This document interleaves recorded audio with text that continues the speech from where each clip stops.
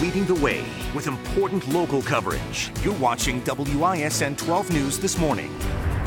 Good morning. First this morning, a live look of the Carolinas. All calm in Charleston at the moment, but in Raleigh, people are fueling up ahead of Hurricane Florence.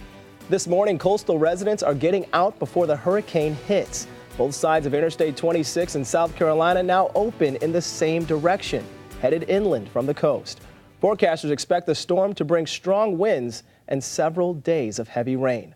More than 1 million people in the Carolinas and Virginia now under a mandatory evacuation order. Take a look at this footage of evacuations in North Carolina. Forecasters expect Florence to make landfall late tomorrow or early Friday. Until then, state leaders are urging people to get out of the storm's path. Hurricane Florence will affect each and every one of you. This storm is a monster. It's big and it's vicious. Well, FEMA's ramping up preparations and gathering water, meals, and generators to distribute as needed.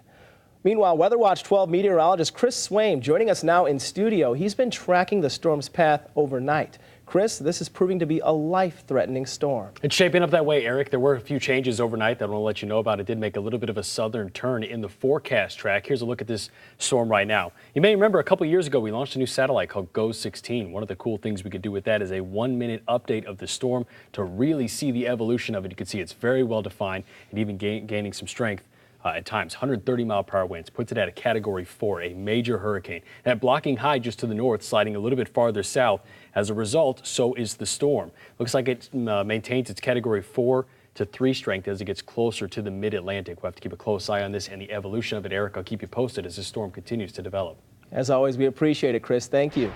A Wisconsin man going inside the storm. This video from a hurricane hunter's airplane gives a spectacular view of Florence. The planes go into hurricanes to gather scientific information. Technical Sergeant Chris Hibben is an Oshkosh native. He's also a combat photographer with the Air Force Reserve.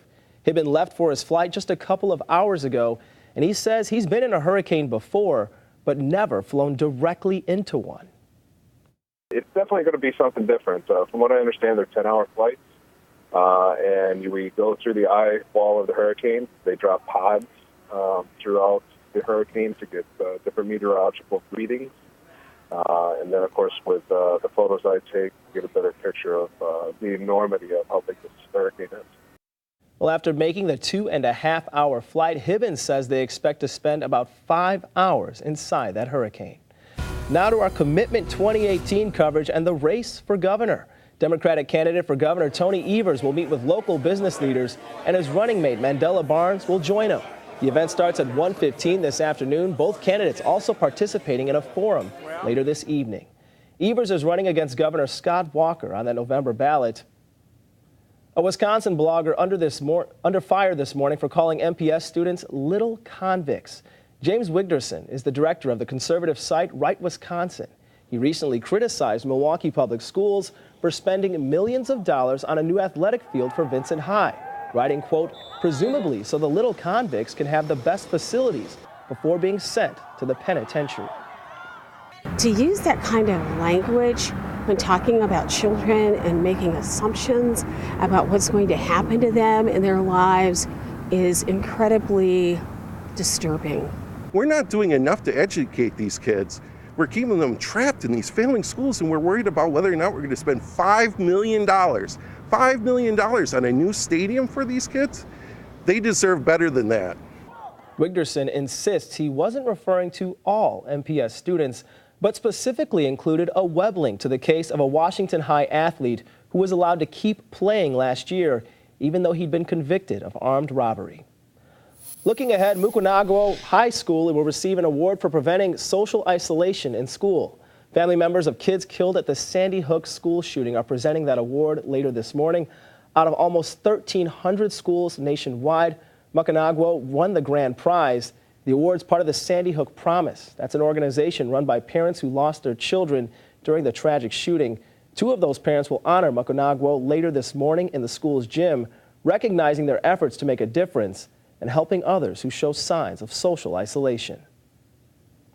This isn't about healthy alone time. We all need this. This is more about someone who is constantly either pushed out or has withdrawn from everyone else, and that can lead to some really severe consequences: self-esteem, bullying, potentially violence at its extremist. Winning that award comes with a Sandy Hook Promise School visit as well as funding for violence prevention clubs. Some MPS elementary students are getting set to receive thousands of school supplies later this morning. That big donation, part of the 3rd annual No Empty Backpacks school supply drive. More than 7,000 supplies will be distributed during a school assembly at King Elementary. 88.9 Radio Milwaukee organized the drive. Still ahead on 12 News this morning, a dog helps clear a man from a wrong conviction. The unusual story out of Oregon that helped a man get justice and cleared him of a crime that carries a 50-year prison sentence.